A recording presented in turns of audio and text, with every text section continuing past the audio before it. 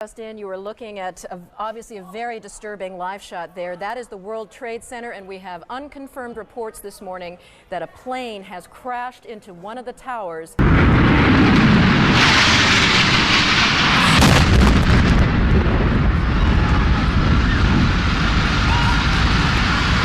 Oh my goodness. Oh my goodness. We're looking at a live picture from Washington, and there is smoke pouring out of the Pentagon. It would appear that there has been another major explosion, this one in the nation's capital. You are looking at a scene of apparent blast aftermath. There is smoke in the air over the Pentagon. David Mattingly on the scene, as we're saying there, near Shanksville, a small town in Somerset County, about 80 miles south of Pittsburgh. This the site of one of the two United Airlines aircraft. This a Boeing 757. Left Newark, New Jersey this morning on its way to San Francisco. This is the plane that we know crashed, and you just, with David Mattingly's report, looking at the site of where this plane came down. We don't know where, we presume terrorists behind this, what their destination was, what their target was. We can only presume, we can only guess that they were short of the target, that they were headed someplace farther, someplace else from where they landed.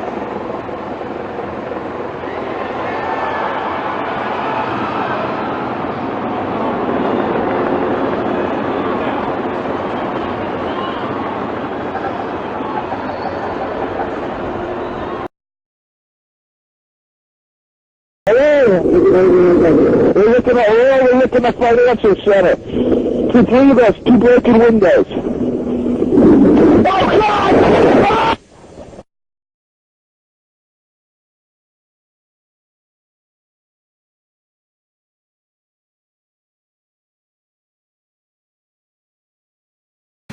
Our war on terror begins with Al-Qaeda, but it does not end there.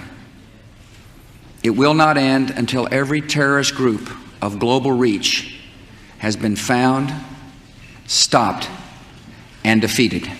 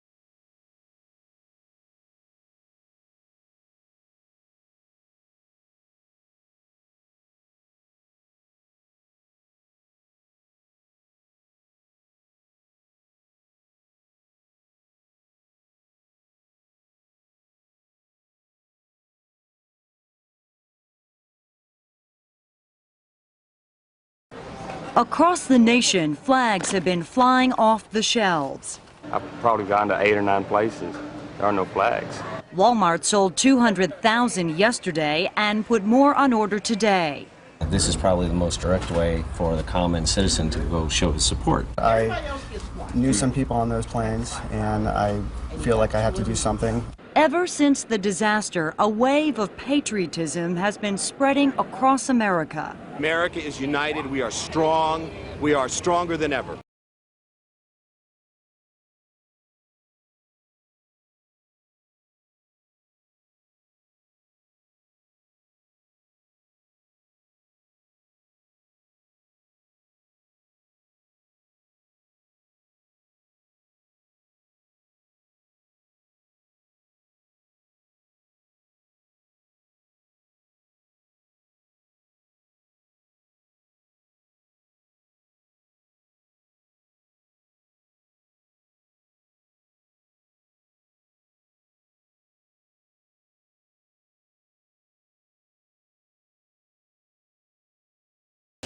ما هي إلا رد فعل للظلم المتواصل الذي يمارس على أبنائنا في فلسطين وفي العراق وفي الصومال وفي جنوب السودان وفي غيرها كما في كشمير وآسيا.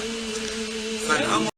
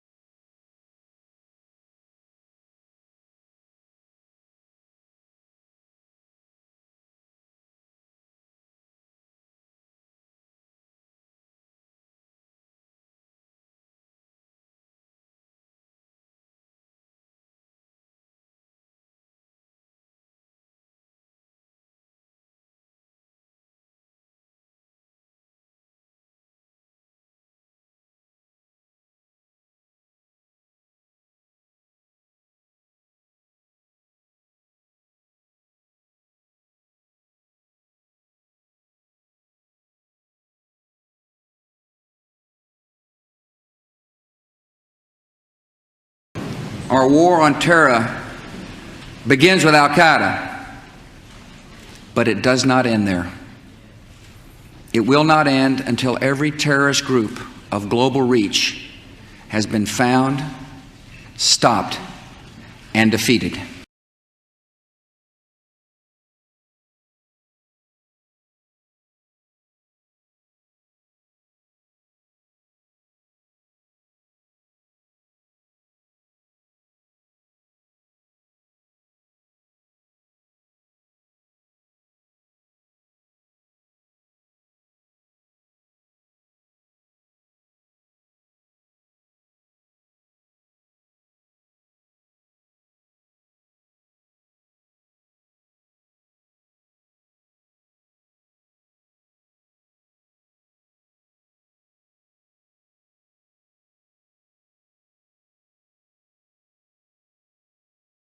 And I hate to agree with Senator Feingold, but I think that if Osama bin Laden is sitting back right now looking at this thing, in effect, we're kind of bankrupting this country. We are doing, we're eating our seed corn. We've got some really big problems today, and we're in a recession, and God only knows how long we're going to be in it.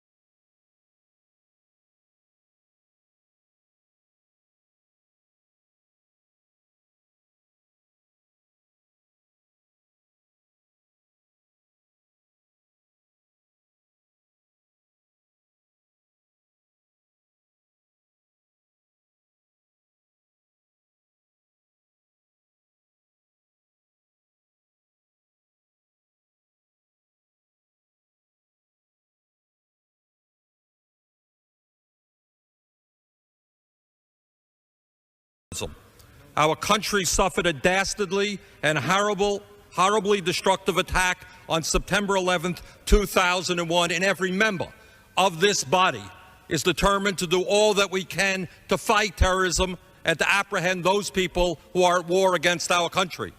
But many of us believe that that fight against terrorism must be waged in a way that does not undermine the basic constitutional rights and protections that have made us a great and free country.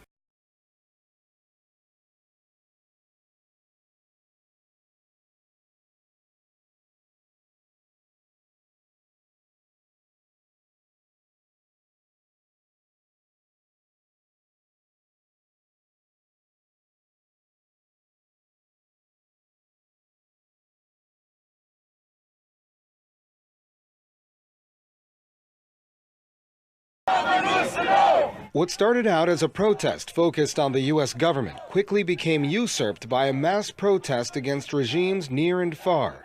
But that didn't drown out the voices of those against the Patriot Act. The American citizenry has been giving up their rights over the last 11 years.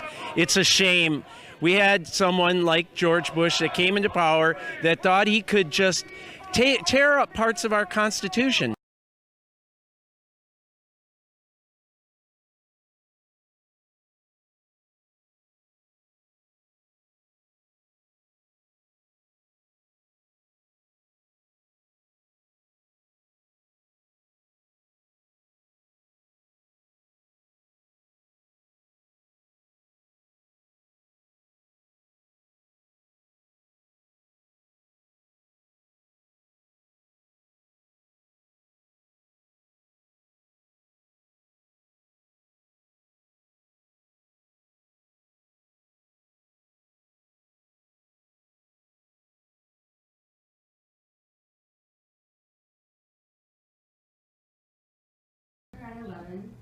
Up to this day, what do you think about when someone says 9/11?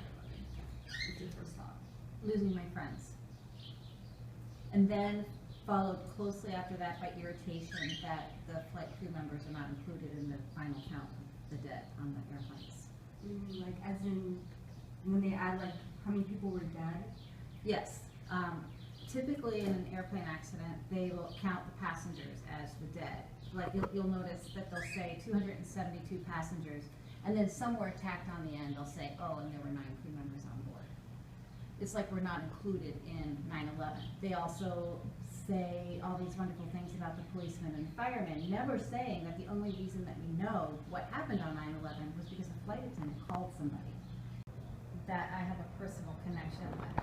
So it's almost a struggle to separate a person from the way I feel about 9/11, and I still struggle with that. Do you think other people would have the same thinking as you, as in their perception has changed too? Any flight attendant, yes, most definitely. People on the ground, I can't really understand. I don't know what their perception is, because like I said before, when I think of 9/11, I don't think so much of the Twin Towers going down. I see my coworkers going into the side of a building in an airplane. So I think we have two different, basis of how we think about it. I don't get all warm and fuzzy over the fire. Sorry. During that time, were you afraid to travel or to fly, as in the airplane? Yes, I will admit it. And my kids were here. I had to go to work. I think it was not the first day, it was the second day after the airport opened back up again. And I was on the floor, bawling my eyes out. And I'm like, I don't want to go to work. I'm afraid to go to work. I don't want to get on an airplane because somebody's going to try to blow us up. I didn't want to go to work at all. Literally, in a ball on the floor crying. And the boys were like, you're going to be fine. Okay. Do you think America will let this incident happen again? I don't think it's a matter of letting it. They didn't let it happen the first time.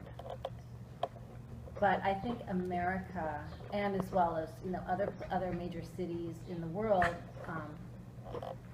you're not as impenetrable and as safe as you think. So if someone, whether it's somebody from ISIS or any other major group, wants to do something, they're going to find a way. So I don't think we're safe, no. You don't think we're safe? If you're saying in the United States, this will never happen again, I think that's a pipe dream. I think it very well could happen again, and more than likely it's going to happen with our own citizens. Because we saw this happen in Paris, and we saw it happen in Belgium, where it wasn't people from, like Syria coming over and doing it. It was actual citizens from that country. I think there's a lot of sympathy in certain groups of people for what they believe in, and that they're willing to do that. Maybe it's like some misguided, I want to be famous, or They feel like they're going with the cause of the moment, but we're definitely not completely safe from this happening again. It may not happen with taking an airplane. It may happen in a completely different way. More than likely it will, but we're not safe from it, no. Nobody is, anywhere. Are there times where you haven't or have felt safe?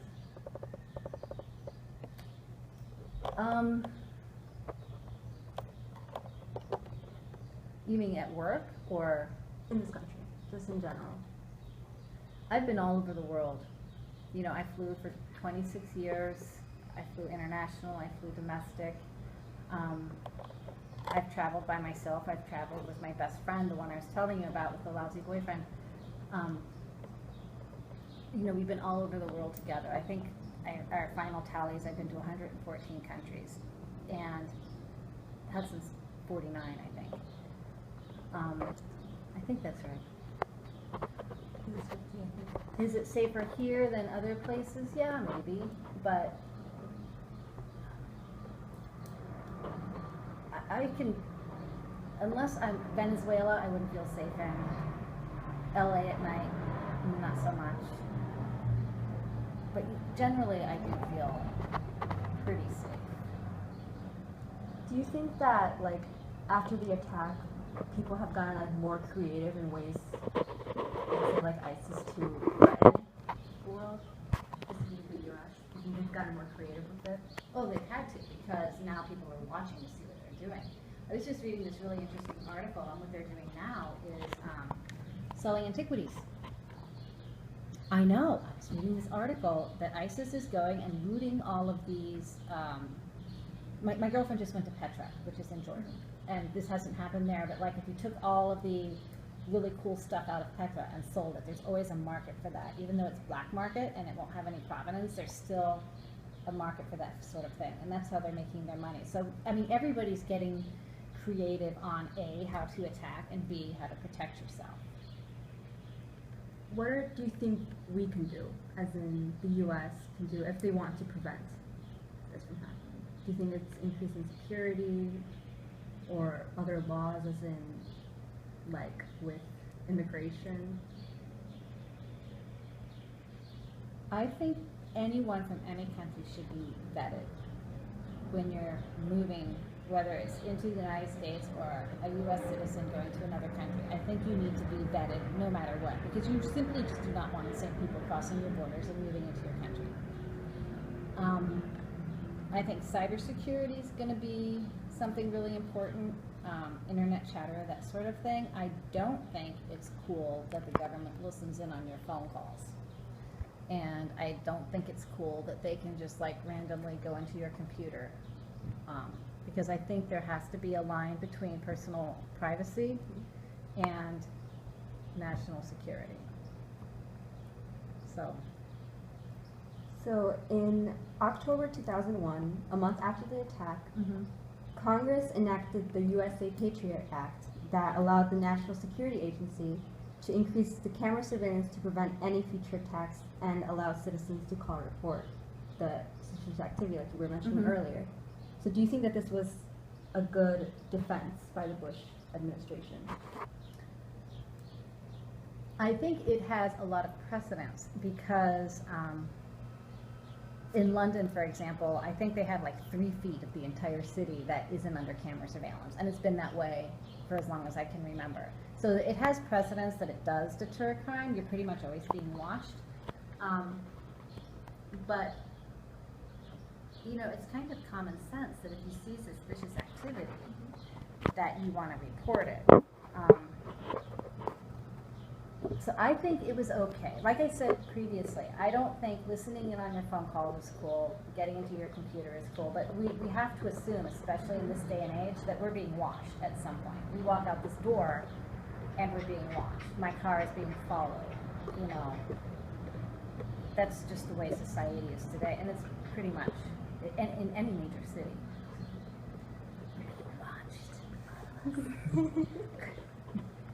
So people today are still in fear because of this. Like some people don't want to fly, some people don't want to travel, and some people have really big fears. Like they hardly socialize just because of that fear. So do you think that there'll ever be a time where we won't be in fear? No. You don't? No. Even if it's not from ISIS, it could be from another group, another political group.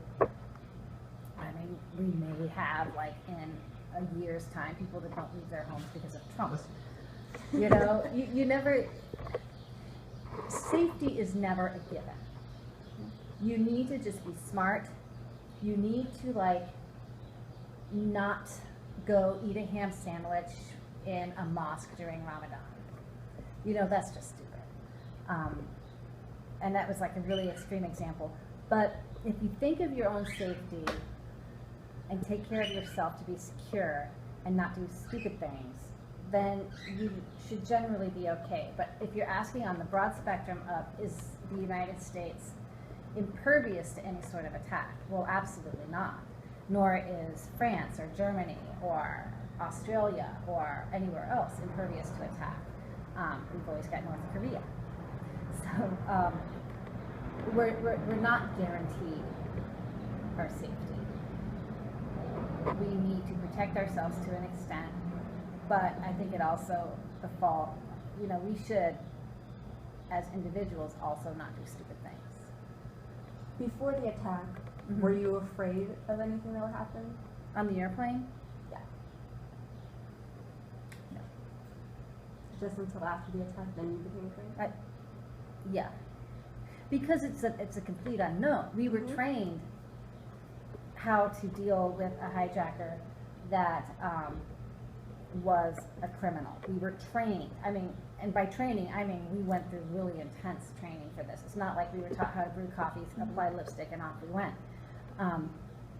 So we had all of these things in our head on how to prevent Stockholm Syndrome, how to, you know, handle a hijacker. If you didn't have children, you carried fake children because then it made you sympathetic.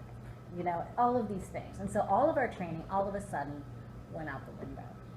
And we had these people that would yell, whatever it is they yell, my son knows, puts on a bandana and starts killing people.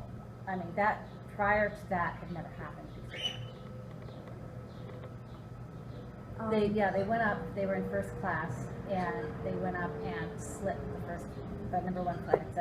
We call him number one, the purser. Slit her throat. And then got into the cockpit and did the same thing to the cockpit. So it was completely something, I mean, what do you do? There's really nothing you can do. So, and besides after the attack, you know, security increased. It's changed. But what have you seen that has also changed? Like, have you seen the people become more united in a way?